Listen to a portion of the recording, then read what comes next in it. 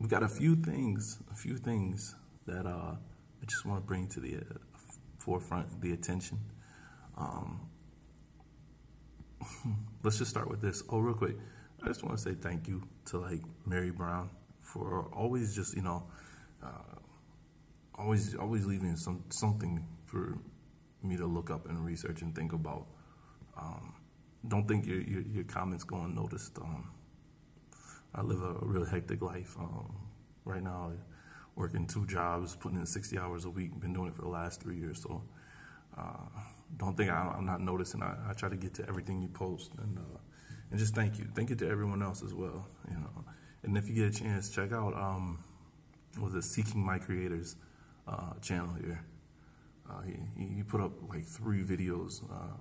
He might have put up more, but I was 3 good videos back to back a few days back.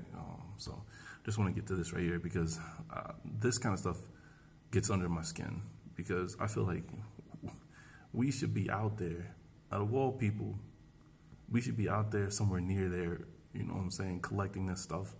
Because I feel like this, whether or not it's ours, I just feel like with the stuff we've learned, we have more right to it than anybody else. We should be learning what this stuff is and deciphering it.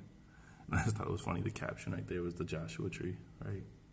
And I'll just, this channel's been really, really great.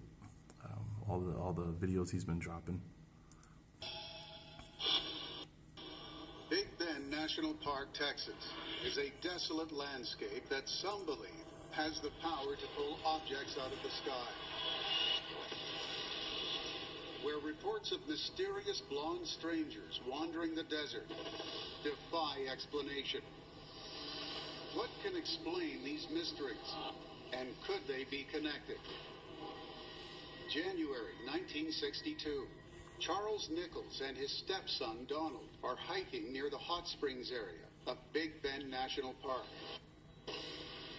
They're searching for petroglyphs, a form of prehistoric cave art the area is famous for. As they explore the park's monumental rock formations, Donald sees an opening in the face of a cliff. Donald, for some reason, was kind of intrigued by this cliff that he saw that had all these crevices and cracks. Now, Donald climbed up this rock face, and when he got up there, there was a small opening. Donald cautiously enters the cave. But inside, there are no signs of petroglyphs. Then, something on the cave floor catches his eye. Fragments of what appear to be stone tablets. He starts dusting them off and realizes there's symbols on them. These aren't just blank pieces of stone. Oh, I found something. They were... Now, just 2 things came to my mind when they said that. I wondered if it was, like, one, I wondered if it was, what's it called, the Black Hebrew? Or like like the plates, the golden plates that they claim they found in New York with, what's his name there, Joseph Smith, and the young so-called African-American girl he had translate for him. Really curious about these things that they had found. They thought that this was a really important discovery. Once they got them down on the ground and dusted them off, they realized that they kind of fit together like a puzzle. As the pieces come together, Donald and Charles realize they are looking at something even more astonishing. 13 lines of ancient script. These guys have been there many times searching for petroglyphs, and this is something they've never seen. Unsure of what to do next, the men call in a park ranger. The park ranger, he goes, he looks at it. He has no idea what it is either, but he does tell them that it's not the type of things that any of the native Indians of the area had used. So he had asked if he could keep the tablets. Just hear that one more time. Native Indian it is either, but he does tell them that it's not the type of things that any of the native Indians of the area had used. So he had asked if he could keep the tablets so that he could have them analyzed. Is it heavy? Very. You give me a hand? You see that picture of that one more time? The tablet Let me see that. Very.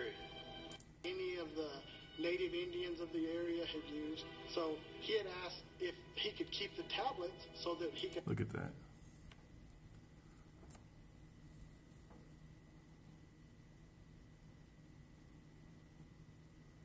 I mean, I don't recognize many of this at all. I'm just saying, like, your mind wanders as you're looking at it. What do you recognize it might be? You know, just Phoenician. I don't know. But it also reminds you of that whole symbol language that was it Smallville, right? With Superman, how they used the symbols. Just saying. I know this isn't it, but just saying. Have them analyzed. Is it heavy? Very. You give me a hand? They agreed to leave the tablet with the park ranger, and he was going to try to research it further and see if he could find out. See, and that's what caught my attention too. When they said they agreed to leave it with the park ranger, did they have the option to take it with them? If we're out there, do we have the option to take it with us? Do we know? Because I would have assumed you couldn't even have an option to leave it with them. The option to take it with you. I'm sorry, you have to leave it with them if you find that stuff. So I'm just saying, just think about that kind of stuff, right? I don't know what their origins were. Really want to thank you, man. Little did Charles and Donald know that would be the last time they ever saw the tablet. Weeks later, when they contact the ranger station for news about the tablets, they get a rude shock. The park ranger who came to their aid has been transferred, and the tablets have disappeared. The ranger station had not seen them, had not heard of them, and did not know where they were. But Charles still has the photographs he took of the tablet. It's claimed that Charles Nichols sent them to Dr. Barry Fell of the Epigraphic Society to be deciphered. But it would be 3 years before shocking evidence would emerge of the tablet's origins. In 1960... That's weird how it cuts short, just like that.